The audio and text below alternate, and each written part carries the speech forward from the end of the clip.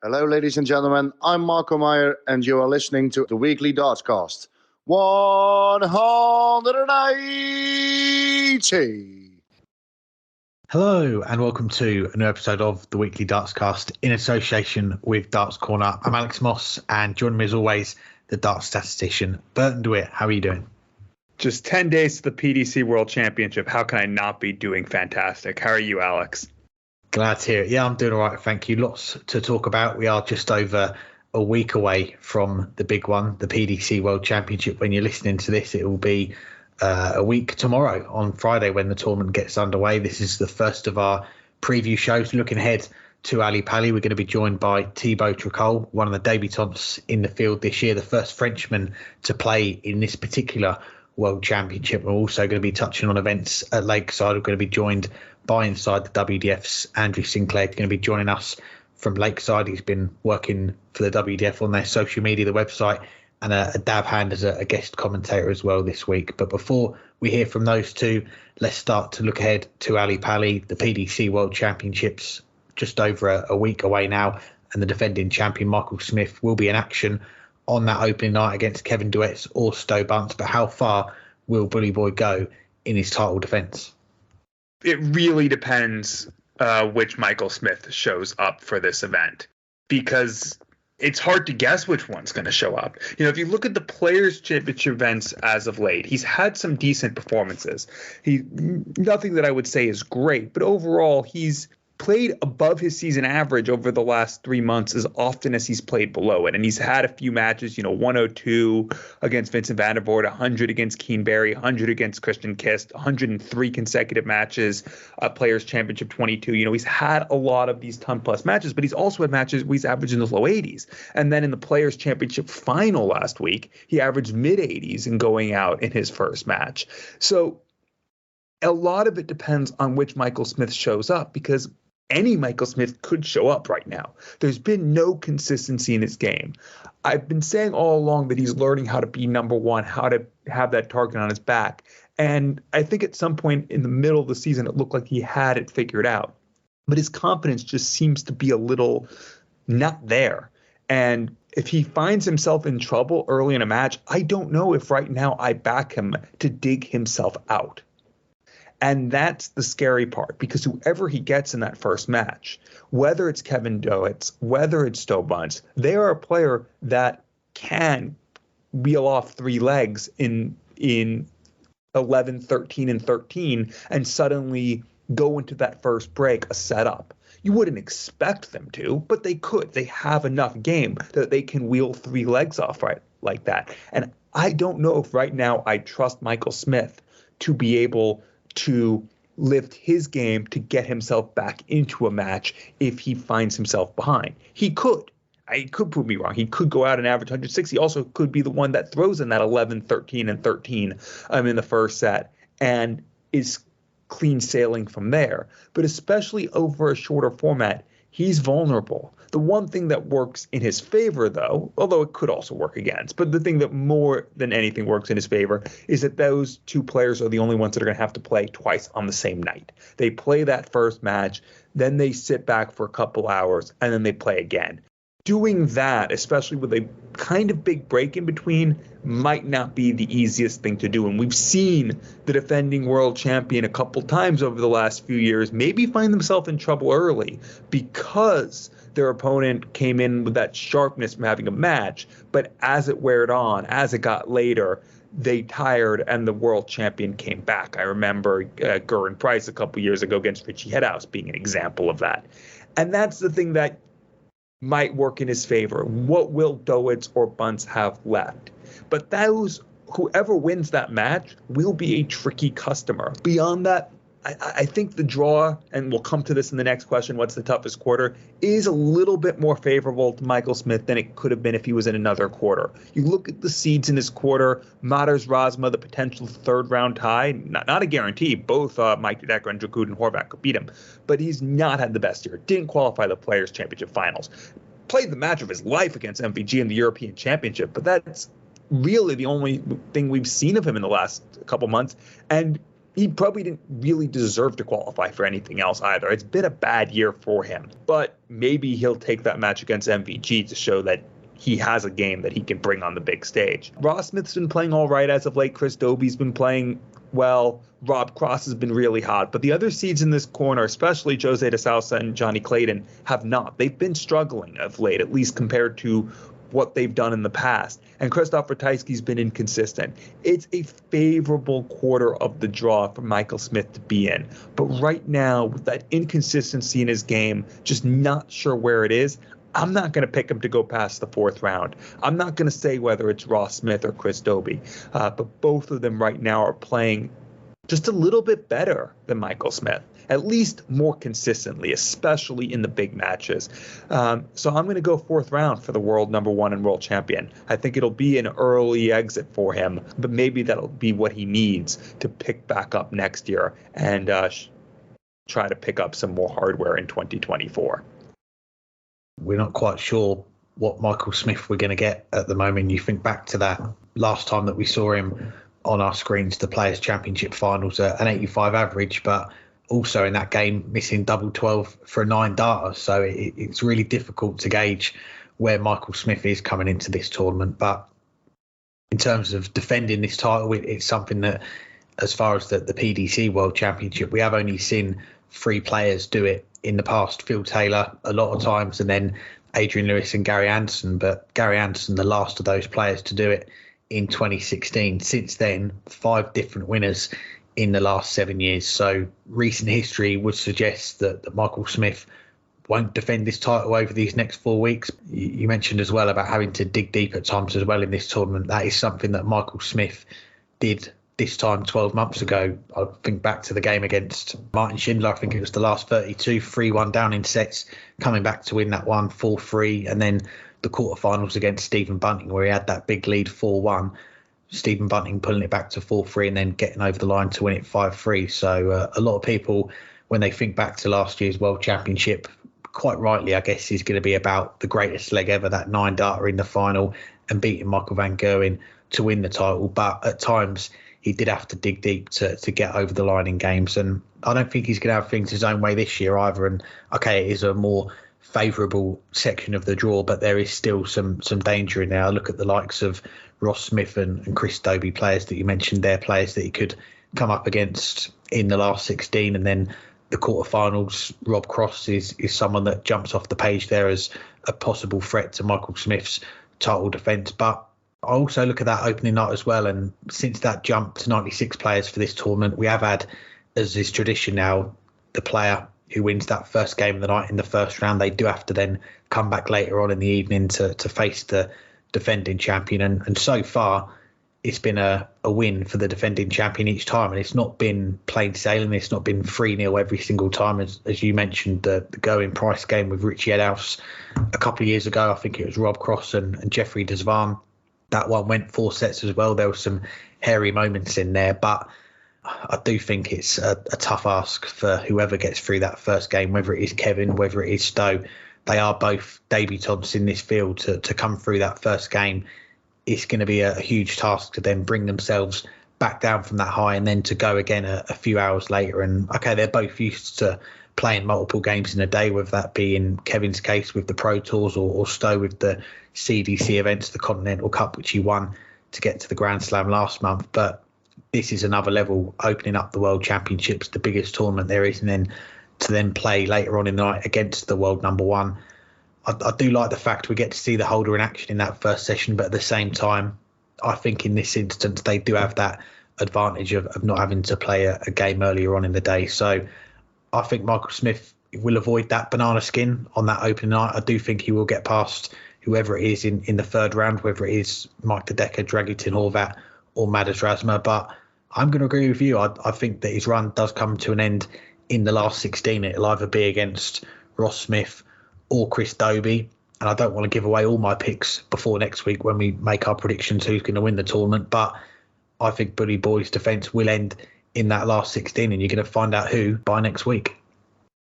Well, making me already want to hang tight for next week. But we still have plenty to talk about this week, and that brings us to our question of the week, sponsored by Condor Darts. We talked a little there, of course, about Michael Smith's quarter, but of the 4 quarters, what would you say is the toughest one in the PDC World Championship draw?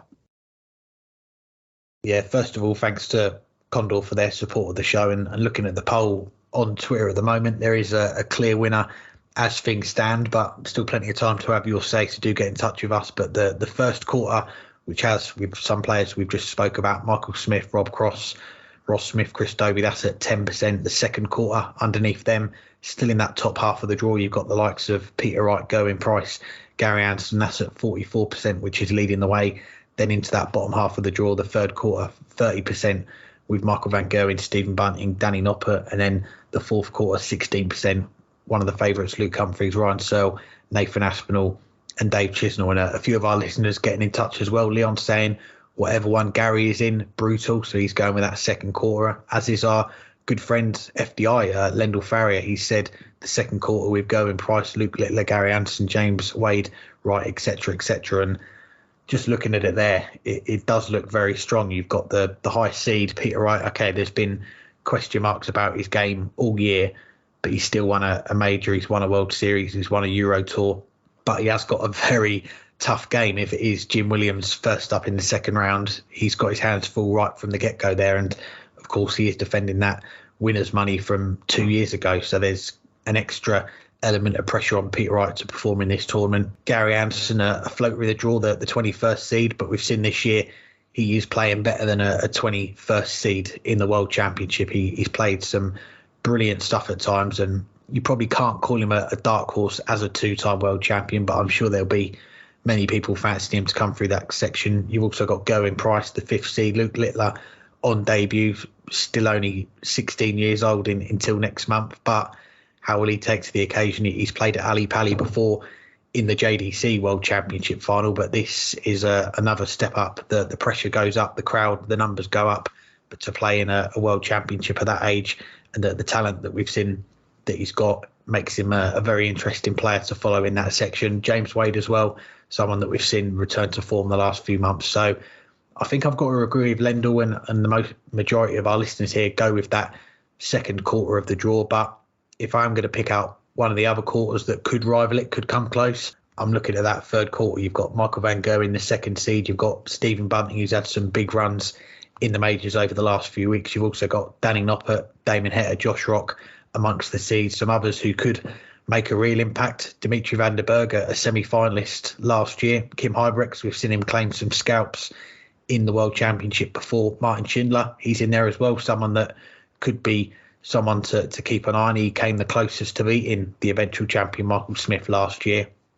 And then I just look at some of the names that are in that first round to go on and play the seeds, or try and go on and play the seeds. Luke Woodhouse, Barry Van Peer, Ryan Joyce, Alex Spellman, Richard Veenstra. They've all had very good years in their respective circuits that they've played on, and then some other quality names in there that on their day could really have a say. Fallon Sherrick, Martin Lukeman, Scott Williams, Keane Barry. So, yeah, I'm tempted to maybe change my answer there, but I'm going to stick with the second quarter, and the third is the next hardest to call for me. Well, won't be much disagreement from here, but I'll try to make some arguments for both the third and the fourth quarters. I mean, I think if I had to pick one, I probably would agree that it's the second, and part of that just comes not just with the seeds, but with the Pro Tour qualifiers and the international qualifiers. Just that combination of them, you have at least the best combination, I think, of both of those sets of any of the quarters. Jim Williams, who I've said is my dark horse for this tournament. I think next year is the big breakthrough year for Jim Williams. I think he'll be in the top 32 in 12 months' time. I think he'll be in all the majors next year. I think he is a real talent, and he keeps getting better. But, look at who he's also drawn in that same quarter. Radek Zagansky, who just won a title, beating Connor Scott, who's also in this quarter. Mickey Mansell, who's been played fairly well as of late, a couple of deep runs on the Pro Tour in the last couple months, definitely the best starts he's had all year. Those are some of those Pro Tour qualifiers in this quarter, and then you add in the international qualifiers, the two Filipino players, Pablo Nebrida and Lawrence Ilagan, as well as Boris Kursmar, who I still think has underachieved in the PDC, but now probably a safest tour card. He's on the verge of a breakthrough. He played well enough to qualify for the World Championship by right this year, just didn't get enough results. But as we talked about on our last show, had a great day at the PDPA qualifier. To go along with some of the informed seeds, James Wade, who's made a pair of major finals, Peter Wright, who won a major for the first time in nearly 2 years recently, Gary Anderson, who's back in form this year, one of the best players on the Pro Tour this year, and Gurin Price. That's a tough quarter. But let's talk quickly about the third and fourth quarters. And I'll actually go with the fourth quarter first.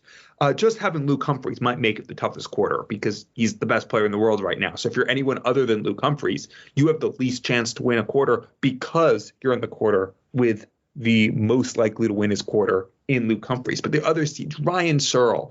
Depends which Ryan Searle we get. We're getting more of the good Ryan Searle than the bad Ryan Searle this year for the first time. He's always been an inconsistent player, but he's more often playing at a good enough level to win even when he's not playing on his A game. Nathan Aspinall won the world match play this year. Dave Chisnell won a trio of Euro Tour events, just hasn't done it on television. And Gabriel Clemens just made a deep run at the Players' Championship final. That's a tough group of seeds, not to mention Ricardo Pietreczko, Jan van Veen, and Vessel Nyman.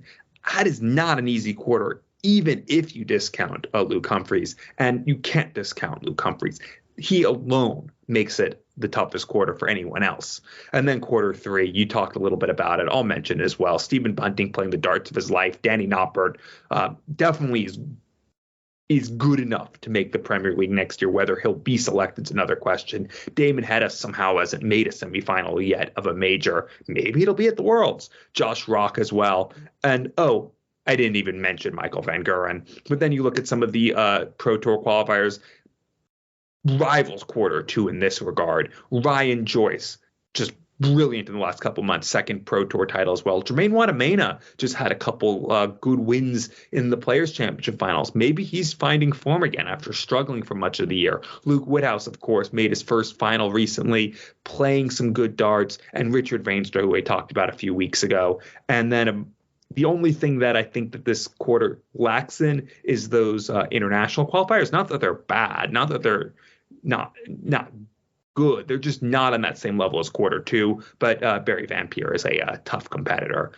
So I maybe I will be different. I won't say quarter two. I will actually say it's either 3 or 4. But I think I'll go 3 just for the overall depth.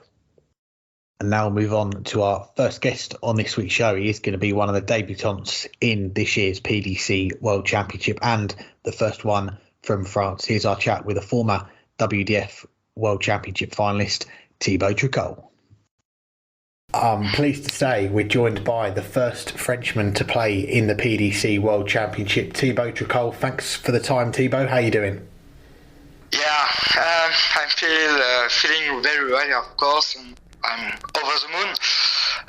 This qualification was a little bit unexpected. At the beginning, I only want to this tournament just to serve as a training for the Lakeside.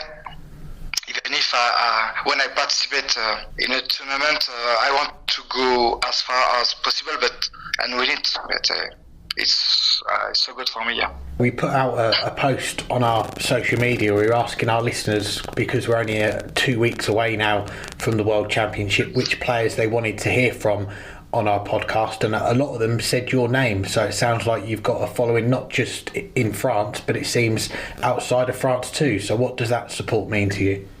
Yeah, thanks to them. I think so. It shows that I'm respected. That means a lot for me, for a French person. For one, it's not the best sport in France, but I know in the sporting rivalry there is in other sport between France and the rest of Europe. I'm thinking of England or Germany in particular. Yeah, it's encouraging for me, but also for French players in the future. Definitely. Well, as this is the first time we've had you on our podcast, let's go back to the very start for you in darts. When and how did you first get introduced to the game? I discovered darts at the age of 12 or 13. I don't remember really, but it was when I saw my father playing at home. And for the record, my father started at the age of 46. So I started just a year after him. So which means we start practically at the same time. Since then, I have never stopped to play darts. Even if I had to slow down, a few years later before, because of my studies and then my work also, yeah. And you mentioned it earlier, darts is not the biggest sport in France. So before you got into the darts, were there any other sports you were involved in? Yes, of course. I love all sport, but when I was young, from the age of 5 to 18, I played judo. I even finished black belt. And then I played a little bit football, but for a few years, but just to spend time with friends. Very nice. Well, what was it then about the darts that got you interested in the game, made you want to practice and try and get better at it? You mentioned about your dad getting involved in the darts. Was it sort of like a family thing with you two playing darts? I think so. When I was young, but I think I have predisposition, a certain innate skill. I remember at school I liked to throw a purple ball at the basket. But in France we have a culture of skill games. We have a lot of skill games like pétanque, or palabreton is just it's like to throw pucks on a wood board. So I have always liked throwing something. That's why I quickly got catch. And the fight, I start quickly to beat players older than me who had more experience, and so that motivated me to continue, And one of your first trips over here to the UK for darts was to play in the World Masters. The first time, I believe, was 2010, and you just turned 21 years old. So what were those early experiences like, travelling around Europe to play darts? Yeah, at the same time, I remember I joined the French national team. Between the World Masters, the Med Cup, the Mid-Term Cup, among others, I think so, maybe one Europe Cup, I don't remember exactly, but I discovered the international level. I thought I could perform well, but unfortunately, it was difficult at the beginning because I was under a lot of stress. I was young, so but And so let's talk a little bit about the darts scene in France, because when you first started playing as a youngster to how it is now, how has it developed since then? What have been the big changes over the years, I guess? The peak of darts took place in 2000. We just over 3,000 licenses darts player in France, and then it dropped to barely 1,000 darts player. I would say 6 or 7 years ago, and now it has been slowly raising for 2 years. And now I think so. We are 1,600 darts player now. But the problem in France, soft tip darts, have done a lot of harm to steel darts. Until now, I think so. There are almost 10 times more soft tip players than steel darts players. But now, for 2 years, the trend has been reversed. Steel darts they're on the rise. Yeah, it's great to hear that the numbers for steel tip darts is rising again, and obviously a lot of people will have been following your progress over the last few years. Yeah. We fast forward to to 2019, we see you go to Q School for the first time. You win some ranking titles in the BDO as well, and you qualify for their World Championship. Was it around this time you really started to think about a full-time career in darts maybe being a possibility? Things weren't going very well in the company where I worked, so I resigned and set out on my own company as a landscape architect with the goal of reconciling darts and work more easily. And eventually, darts grew and took over my work.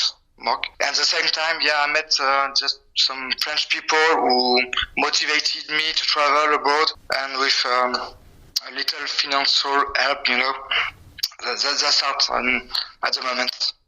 And one of those first titles that you won in 2019, I wanted to mention the Torremolinos Open. It's a tournament which has a special place in our hearts and for many of our listeners too. So for those who haven't played in it, what is it like? It's also for me a special place in my heart, because my international career starts that weekend. So it was also a very important for me moment. While the weather at home in Brittany, I live in Brittany in France, during winter is so bad, like in England, the same weather. And I discovered a place where the weather is nice and good all year, especially during the winter. The all-inclusive, package form makes the stay very relaxed and comfortable. If I remember, I managed to beat a number of good darts players from Dutch English players, Dutch and English players. It was for me it was a great beginning. It gave me a lot of confidence. Until now, until that moment, I underestimated myself when I played good players from abroad. And above all, a few days later, I continue with a final and a victory in the other final at the Greek Open. It was at the moment that I decided to continue the BDO circuit this year. And we mentioned as well that year you qualified for your first World Championship. It was the last BDO one in 2020 at the O2, and you got through a close first game before losing out in the last 32. But what was that experience like playing on a World Championship stage for the first time? And play on live on TV. I was stressed, but it was my first time for me, so I managed to win my first game against Montgomery, so it was incredible for me. But I think so. I liked the experience, continue the adventure. I remember at this moment, it was a good first step for me to develop the sport in France. Definitely. And let's fast forward then to last year, 2022, and another big year for you. We'll start with the Lakeside, the WDF World Championship. This time you go in as the number 2 seed, and before the event we thought it was a very wide open tournament, but how did you feel going into it as one of those high seeds? Normally, when you are seeded, you are pressure. You are under pressure, but I was in confidence just before the start of the tournament. I won some good tournaments during the year. Finally, starting the tournament as a top seed motivated me to do well. I have the feeling to show that I deserve this place. That's why I play well.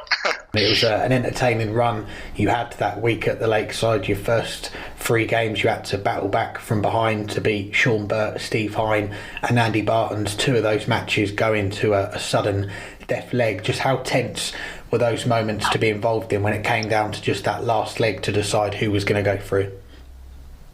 It was very tight. I didn't want, at the moment, I didn't want to stop there. I remember I managed to concentrate and relieve pressure at the right time. I remember I let some legs to my opponents, but in the right timing, I did the good thing. So that's why I think so.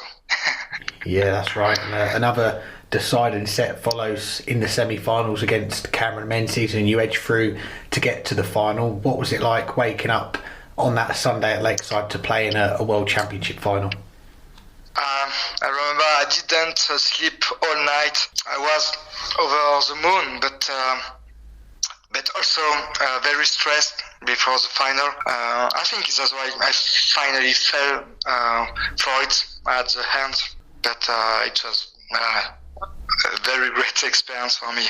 Just fell short in that final to Neil Duff, losing 6-5, but it was a huge milestone, not just for yourself, but French darts as well, the first player from France to get to a World Championship final. So after that, how much attention did your run at Lakeside get when you went back home? Yes, the media talk about it a lot.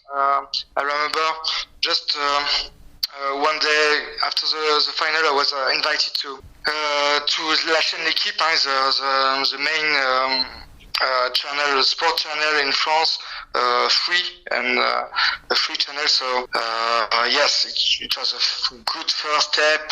I was proud of my place. But it was also very hard to tell what happened to the media on several occasions. It was like, I don't know the sentence, rubbing salt in the wound. Yeah, but losing the final ultimately gave me a boost for the next. It was a good sporting and media experience for me. Yeah, there was plenty more times we saw you on our screens last year. You qualified for 2 European Tour events, and you said after your debut that you can't wait for the European Tour in France. So next year we've got a debut in Switzerland. Is there any plans, any developments that you've heard about that we could get an event in France soon? No, for the moment there's nothing. I think so. Only the PDC will decide the right timing to come here and organize a PDC event, but I unfortunately think we are not ready yet. We are talking about darts more and more, but not yet enough, I think so, to fill an arena of 3,000 people. But I have good hope for the future. I think we should start by organizing exhibition. Until now, there are never no exhibition, but for me it's a personal project that I would like to implement soon. Well, there's no PDC events in France yet, but we have seen French winners of PDC events. You and Jacques Labre making history last year when you both won a challenge tour on the same day. How special was that day for both of you? Yeah, indeed. It was funny to see 2 French players each winning their tournament on the same day. I'm not so surprised. Since I started performing internationally, it's funny, but it's motivated Jack to do the same. But that show, it's a good thing for France and for the French darts player. But it was a special day. We will give a lot of confidence for Jack for his Q school later. Not for me, but for Jack, yes. Been plenty more milestones for you and Jacques since then. You won another Challenge Tour title this year. Jack, we saw him go on and get that tour card at Q School, but for both of you teaming up to play for France in the PDC World Cup this summer, what did that mean to you to be on that stage together representing your country? Yeah, we were waiting a long time for that.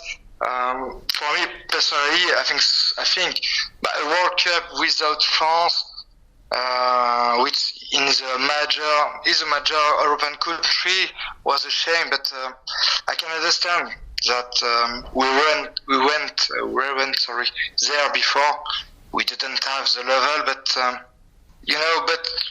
when I saw certain countries having been there for some time, It was frustrating. Now I hope we stay there because the World Cup is good promotion for darts for the country, especially for France. Yeah, and it was a great run that you and Jack had getting to the quarterfinals, making up for lost time not being there for the last few years. And for yourself, even without that tour card, you've had some experiences playing in the Players' Championship events last year, this year as well. So what's it been like to play in them and get, I guess, a taste of what life is like on that main tour in the PDC? It's amazing.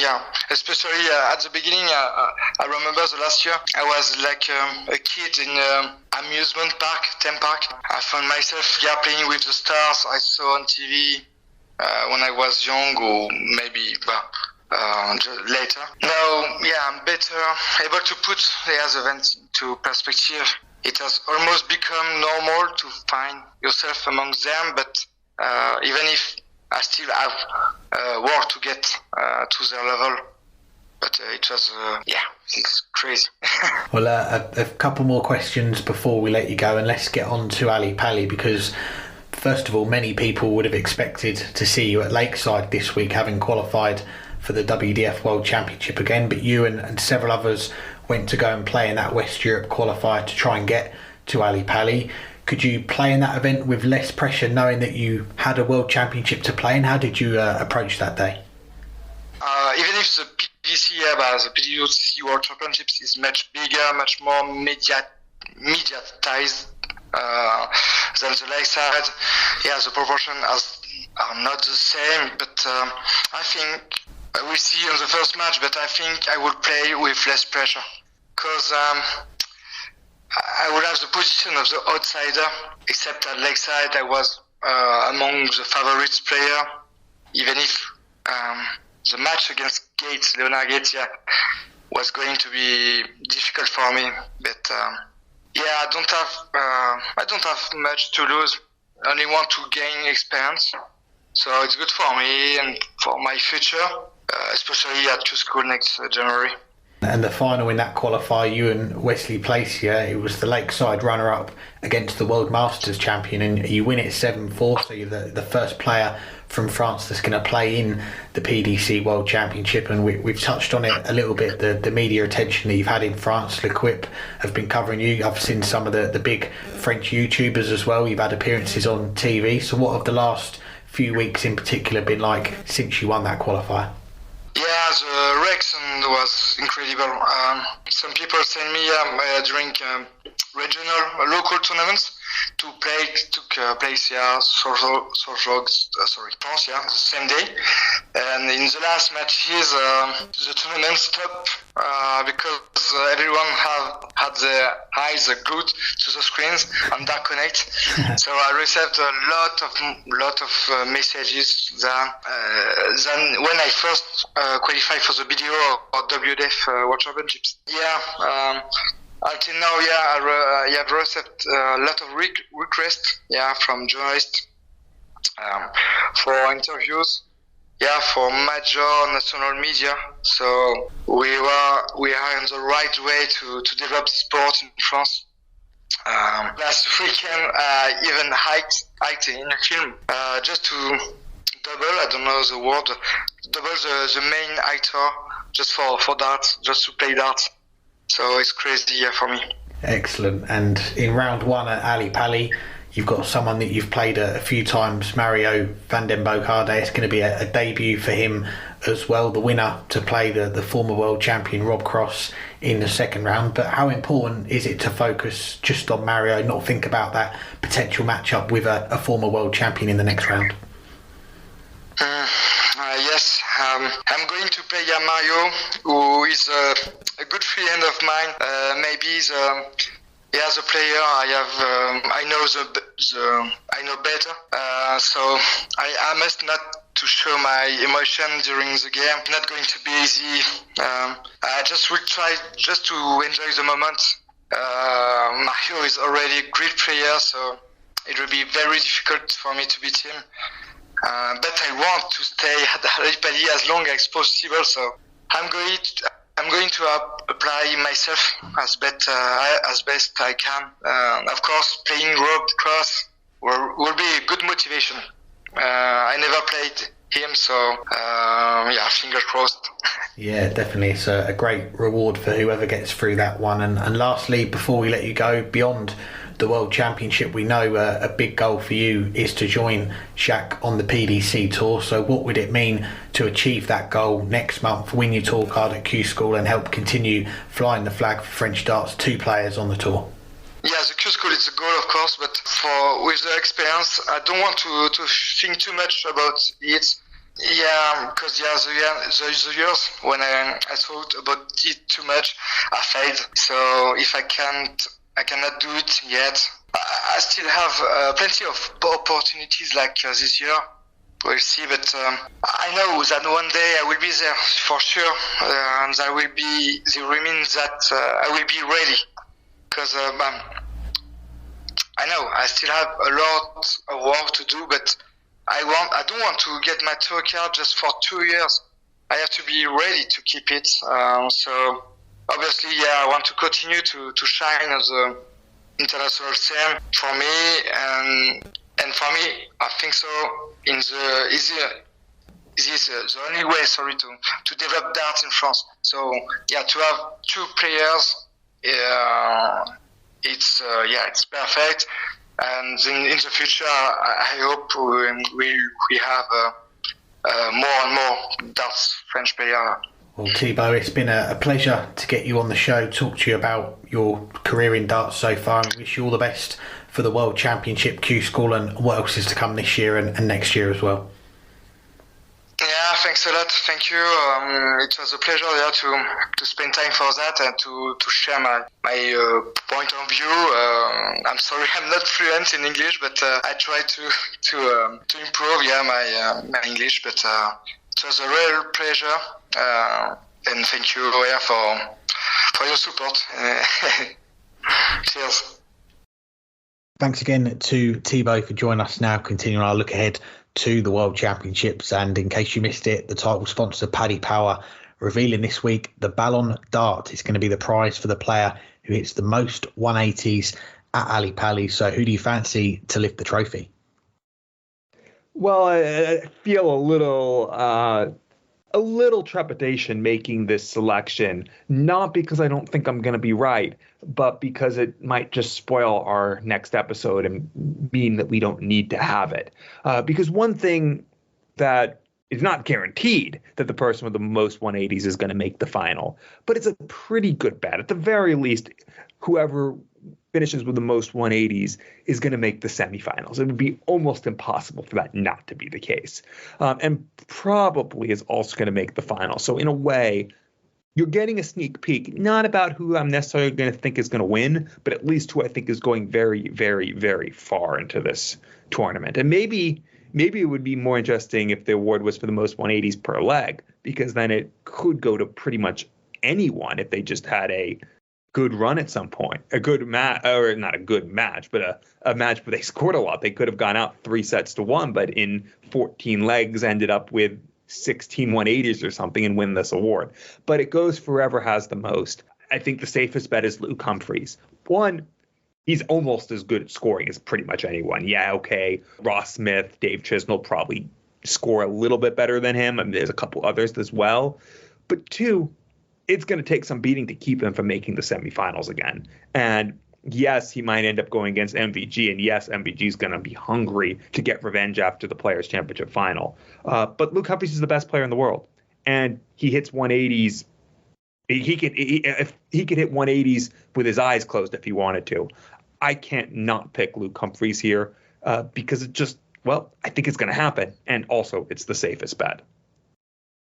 Yeah, it is a great shout, isn't it? And not just the new trophy that Paddy Power have introduced as well, but in terms of the 180s, they are going to donate £1,000 for everyone that's hit to Prostate Cancer UK. There was 901 in last year's event, so it will be interesting to see if a player's got 182 left and decides to go for the 180 this year to bump that prize fund up a little bit more. But looking at how this competition, if it is a competition now, has gone the last few years, as you quite rightly pointed out there, if you get to a world final, you've got a very good chance of being the player that hits the most 180s in the tournament. Michael Smith made the final the last 2 years. He's the player that's hit the most as well, 66 last year on the way to the title. And the year before that, a record 83 in losing that final to Peter Wright in the end. And we've seen other players that have got to the final, Gerwyn Price, Peter Wright, Rob Cross, Gary Anderson, Adrian Lewis.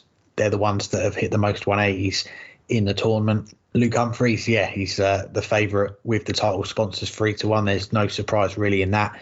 Then you've got Michael van Gerwen, Gerwyn Price, Michael Smith to do the hat-trick 6-1. And I was just having a look at some of the 180 stats. Our friends at Darts Oracle, looking at the season, Gian Van Veen, top of that list. Okay, he's played the development tour as well, so this data is slightly skewed, but 647 180s that he scored this season. Then you've got Luke Humphries, 610, Luke Littler, 598, Gerwyn Price, 556, Owen Bates, 552. And as I said, that data is a little bit skewed, isn't it? Because some of those players have played the development tour, some the challenge tour, some the Premier League and the World Series. But I was having a look more at recent form and going from October onwards. So only looking at the last couple of months. Luke Humphries again is he's high up on that list. He's got 147. Then you've got Stephen Bunting, 135. Then Ross Smith, 125. And I think Ross Smith is a great shout for this, isn't he? Because you look at last year, 19 180s he got in that game with Dirk van Duijvenbode, which is an individual record for a best of 7 set match. I think it was 31 between them in the end. But to win this 180 competition, he's going to have to go deep into the tournament, deeper than he's ever gone before. And if he can do that, then I think his odds, I think he's 28-1 at the moment. Then they're going to drop very, very quickly because he is one of the most prolific maximum hitters in the game. So if he can make it through that top quarter, maybe even a semi-final, maybe he could be the one to buck that trend of you have to get to the final to hit the most 180s. Because I think even a semi-final, the way he hits 180s, that could be enough for him to finish top of the pile. Then you've got someone like Dave Chisnell as well. He hits a bucket load of 180s. Dirk van Duijvenbode, probably before his injury problems that he's had recently, if you go back 6 months, he would be a strong contender for this. We're not quite sure what the injury is going to be like going into the World Championship, but he would have been a strong favourite as well. But for me, I'm looking between a Gary Anderson or a Gerwyn Price. They could meet as early as the last 16. So I think the winner of that is going to be the one I'm going to go for. And I'm going to go with Gerwyn Price, the third favourite at 11-2. But if I did have 50p, I would be looking at Ross Smith, 28-1, like I said. And I think a semi-final, potentially in that top quarter of the draw, is possible. The way he hits 180s, he could be the one. So I think if he can break that new ground, Ross Smith, he's a huge shout for the Ballon d'Or. Not a sentence I thought I'd ever be saying, I have to admit. Well, let's change gears for just a minute. We've been talking about the PDC World Championship, but as we're recording right now, we're on night 4 of the Lakeside World Championships. For those who are curious, right now it's set 3 of the Neil Duff Moreno Bloom match, and Neil Duff just won the 3rd set as we record. So we don't yet know who won this match. We don't yet know who won the John Scott Leonard Gates match that's going to follow this. But in essence, 4 days complete at the WDF World Championships while we're recording. What have you made, though, of the action so far at Lakeside? Yeah, you might even get another update or two before we finish recording this show as well, because that game between Neil Duff and Moreno Blom could be over while we're recording this show. But I think looking at it as a whole, the tournament, we are nearly 4 days into it. For me, it's been a slow burner so far, and probably, let's be honest, what we expected from the Lakeside this year. We've had a few of our listeners getting in touch with us over the last few days, giving us their thoughts on the WDF World Championship so far. And one of our listeners, Ewan McKenna on Twitter, got in touch after last week's preview show and said completely agreed that WDF not being on TV hurts and that production values were a worry. But on second point, you've got to give them credit. The quality is really good. And I do have to agree with you in that the production is better than what I expected, because going into this tournament without a broadcaster like a Eurosport or a BT, TNT Sports as it's called now, I did fear the worst. And I think they have done the best with what they've got, the resources that are available to them. One of the big issues I've got, and this is probably me being tight and not paying for the paid version of YouTube, but it is those ads mid-leg that you can't really do anything about. It depends on how long you've been watching the stream for, but if it comes at a key moment, you have to watch the advert, you come back and you've missed the last visit or two. And it happened earlier today when I was watching that Neil Duff game, missed him hit the shot that won him the set. But you can obviously go back and rewind, but it's not quite the same as watching it on a Sky or an ITV when you're very rarely going to miss. You might miss the doubles going in the board due to the camera work sometimes, but you are going to see what happens most of the time. But yeah, like I say, I think they've done the best with what they can. I think it is still missing having that production like a Eurosport there. But as far as the action on the Oki itself, overall, it's not blown us away. I've not watched every game. I've dipped in and out of it, but I'm hoping to catch most of this upcoming weekend, the semi-finals, the final, where you'd expect the best quality and the best games to be. But there has been some standout moments. Andy Barton's the top seed, looked pretty good in his first game against Sebastian Białecki, 3-0 win. Jelle Klaassen earlier tonight when we were recording, a 93 average, 3-0 win, looked pretty comfortable. A player that I've got to be honest, I've not heard of before this tournament. Another Dutchman, Jarno Bottenberger, a 91 average, and looking at the stats, almost 110 first 9 average. He really impressed me in his first game against Jamie Lewis at the weekend. I think he's playing Danny Lauby on Wednesday afternoon. That's going to be his next game. So that's going to be a good game to follow. On the ladies' side of things, earlier today, Rhiannon O'Sullivan, 85 average. Again, looking at that first 9 and 100 average, didn't drop a leg to win her first game in the ladies' draw. And this is how my dark horses have gone so far. She was my dark horse for the ladies, and I do think it is going to be her against Bo Greaves in the semi-finals on Saturday, and that has got the potential to be one of the games of the whole tournament. That's really one to keep an eye out for if it comes off. My dark horse for the men's almost pulled out that 9-darter, would have been pretty special. Peter Machin went out in his first game, but did miss that double 12 to hit the 9-darter. Would have been the first in a World Championship at Lakeside since Paul Lim in 1990, going back 33 years, missing the double 12, but getting very close to doing it in the end. And aside from that, we've got to give a shout out to the Americans, haven't we? Because at the time we're recording, don't want to jinx anything, they are unbeaten, 5-0 so far. As you mentioned, Leonard Gates playing a little bit later on after we finish recording here, but so far so good. They're really making their mark. But overall, I don't think this tournament's caught fire quite yet. I think once we get to the men's last 16, the ladies' quarterfinals Thursday and Friday, I do think we are in for an interesting finale. But so far, not been too much to write home about, I don't think. Yeah, hard to disagree with that last comment there, that it's not been much to write home about. And it's, that's sad. Because last year's tournament, I guess it was last year, but it's almost 2 years ago now. But last year's tournament, certainly the earlier rounds did have their share of poor matches. But I think overall, we were a bit surprised at the quality. Yes, it was too big. 48 players was more than they were capable in the tournament in the men's and 24 in the women's. But you saw matches which we hadn't seen at the BDO World caliber, that we hadn't seen at the BDO World Championship in some time. Multiple matches over 100, a decent number of high 90s. It got down into the high 80s in the semifinals. I think the longer format, the players just got a little tired playing all those matches back to back to back. Just weren't good enough to keep up the mid 90s that they had been doing in the last 16 and quarterfinals over that longer format. But the final even last year was a good final, even though the averages were in the high 80s. It went down to the distance. It was a back and forth where the players were playing at the same level as one another, and it made for a good watch. This year, though, I don't know what more to say. You had Mark Barilli average 69, the first seed in a men's world championship to average under 70 in 41 years, basically 42 years, because the 1982 World Championship was January 82 or in December of 83. So basically in 42 years to average under 70. That wasn't the only poor performance that we've seen. The James Hurl, Dennis Nielsen match, yes, it went down to a last leg, but boy, that match felt like it went on for about a week. I almost had to reschedule my work day today because I wasn't positive that match would end in time. And there's just been too many matches like that.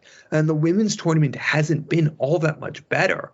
Yes, you mentioned the Americans have gone undefeated, and Paula Murphy, she looked very good in that first round against Almudena Fajardo. A really gutty win for her against a good player. But then that match against Anka Zylstra, I know Anka Zylstra came in injured, but it was one of the worst matches I've ever seen on the Lakeside stage. There have been some good individual performances, that said. Jelle Claesson, just before we recorded, he looked very good. I mean, Edward Torbjornsson, the 87 average is a bit overstated because he almost had no chances at double in the match, but he didn't play poor. But he was a mile behind Jelle Claesson. Jelle Claesson looked like someone who could go on and win this tournament.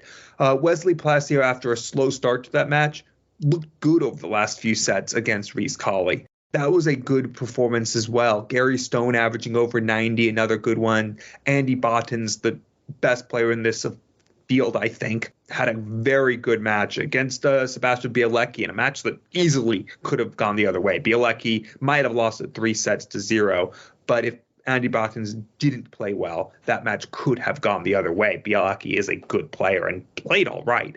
And Rhian O'Sullivan and Bo Greaves, both on the women's tournament, played their game. And I think if anyone's going to beat Bo Greaves in this tournament, it's going to be Rhian O'Sullivan.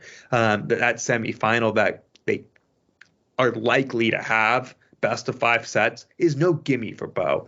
Rhian O'Sullivan can up her game from that 85, and I think she'll be able to maintain it over best of 5 sets, but that still might not be enough against Bo Greaves. But overall, there's just been too many matches that didn't live up to the billing, or did live up to the billing because it wasn't really much billing to begin with, and that's because this field's just too big. There's not 48 players that are capable of winning this tournament. There's not 48 players that are in the same breath as Andy Bottens and Jelle Claesson, or 24 that are in the same breath as Bo Greaves, Lisa Ashton, and Rhian O'Sullivan. And it just means there's going to be too many matches between two players who aren't good enough, aren't performing, and really don't even have a chance anyway.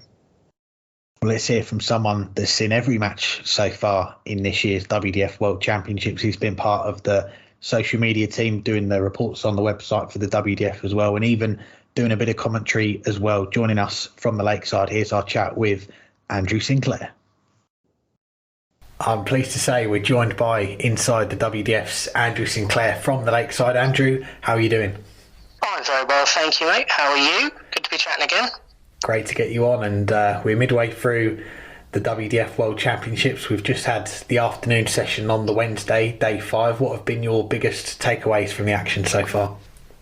It's been great having the tournament on again. I think that's the thing I would say as a starting point. You know, the last one you were here for part of that was April 2022, so it's been a long 20 months since then, but you know, it's been good to have the tournament, have so many countries represented, and by and large a pretty decent standard and some really entertaining games. I think in terms of a couple of obvious takeaways, I think Andy Bartons came into the men's tournament as a reasonable favourite considering how dominant he's been on the circuit this year, and I thought he looked as good as he ever has on that stage when he beat Białecki the other night.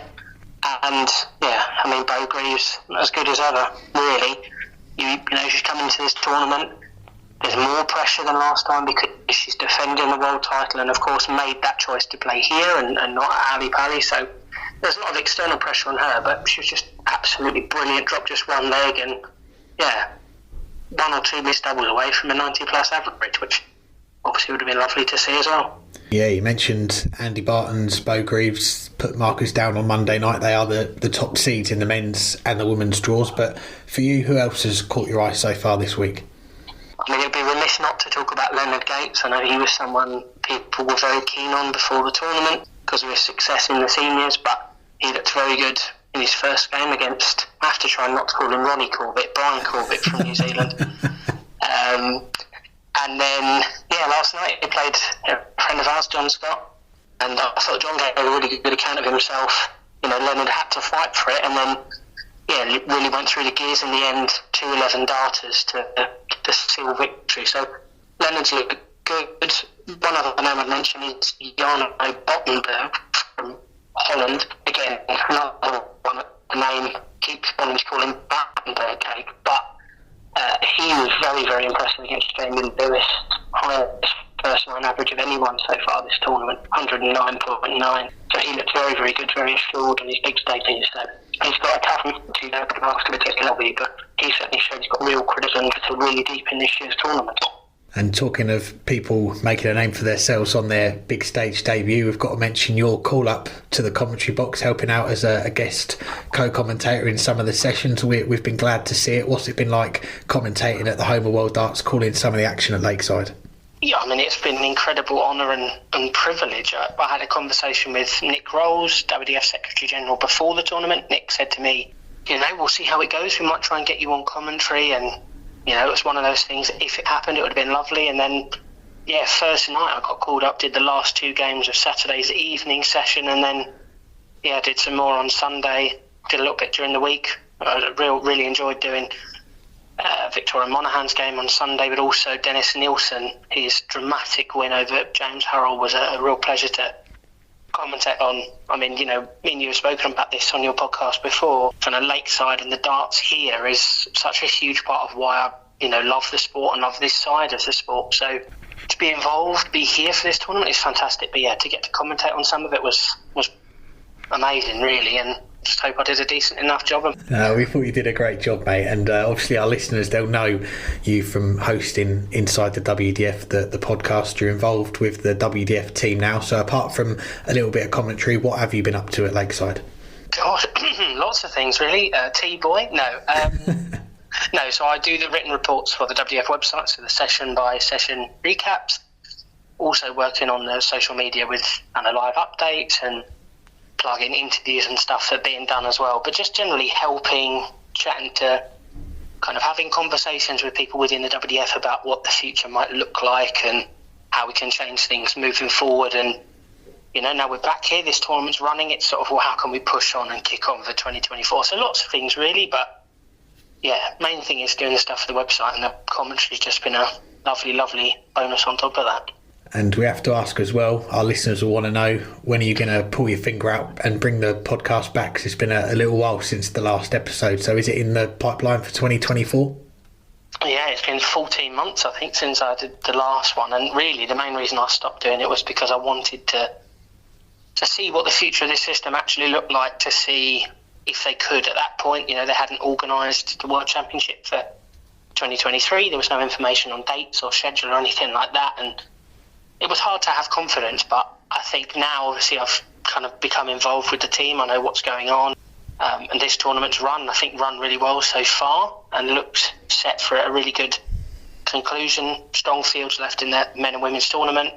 Saturday is a complete sellout. Sunday's not far away, and Friday's pretty good as well. So should be a packed house here at the Lakeside towards the end of the week, and I think that'll be a great showcase of what the WDF's all about and what this tournament could be all about. So I think with that kind of renewed confidence, I think, no promises, but early 2024, I think I might be dusting the microphone off, so to speak. There we go. There's the exclusive. That's what we wanted. And lastly, we should get a prediction from you before we let you go. Who will be lifting the men's and women's titles at Lakeside on Sunday night? Gosh, that's I was actually asked this question earlier today by Wendy Harper from New Zealand. She's actually yet to play in this year's tournament.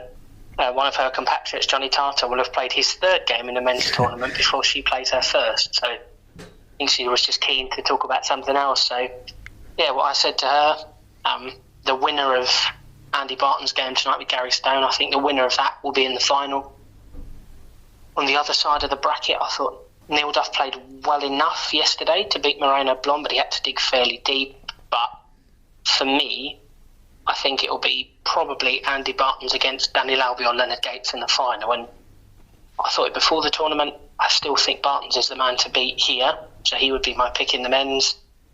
The women's, I'm not sure. I think it's going to be, I'd like to say it's going to be Bow against someone, but Rihanna Sullivan was very, very impressive yesterday. Didn't drop a leg, averaged 85, first 9 of 100. So Rihanna's not going to be an easy game for Bow, not in the slightest. So I think it'll probably be Bow against someone in the final. And, although there's probably value there, it's very, very hard to see past anyone stopping Bow retaining that title. So I know it's a very boring pick, but, they're the number 1 seeds for a reason, and they're the favourites for a reason. until I haven't seen anything yet to make me think otherwise. So we shall see. Well, Andrew, always a pleasure to get you on the show and have a catch up. Keep up the great work you're doing at Lakeside. Wish you all the best for the rest of the week and what else is to come in 2023 as well. Nice one. Thank you, fella. Keep taking it as you find. Thanks again to Andrew for joining us, and we'll finish up the show with a listener question. This one coming via DM from another of our good friends of the show, John Thompson. He says, question for the next podcast, a long one with context before questions, so DMing rather than just replying to your next ask, as it won't fit in a single tweet. John wants to know, in the light of Christian Kist playing extremely below par in the Players' Championship finals, seemingly due to an injury which at least Loxley knew about in order to comment on it in the immediate aftermath of the game, but where the betting markets knew nothing, which is not an isolated incident given similar situations involving Dirk van Dijvenbode, Gabriel Clemens, and probably several others that I'm not immediately remembering.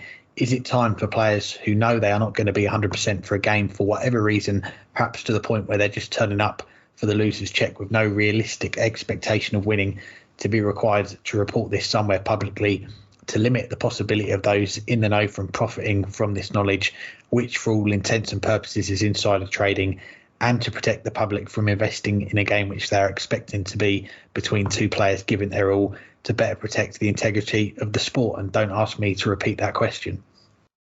And that's all the time we have for this show.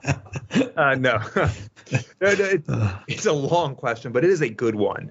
And I've thought a bit about it because we had it on the spreadsheet for last week, but we didn't have time to get to it then. I've been thinking a bit about it, and there are different sports do different things. I think you could probably talk more to British and European sport than I can. But in American sport, teams have been fined in the NFL and in other sporting leagues if they don't provide accurate and updated injury information about players, partially because it's misleading to gamblers, but also to the preparation of the teams. I think there is something to be said if a player is injured. They obviously should be, as long as they're fit to take the stage and can physically compete, even if they can't statistically compete. They should be allowed to compete and get their prize money. And that it's especially on the televised events, that is significant prize money. And yes, you can say it might not be the greatest outcome to watch someone who is struggling physically on that stage, but they have that right to go and collect their 3,000 pounds at the Players' Championship finals, or 7,500 pounds in the first round of the World Championships, or whatever it is that they've earned from their performances over the course of the year. But I think the public has the right to know going in. That said, I also want to point out that there are certain things that might affect performances, particularly in floor events, that aren't because of injury, but might be because of too much drinking on a Saturday night. Although next year we're going to midweek, it'll be too much drinking on a Tuesday night.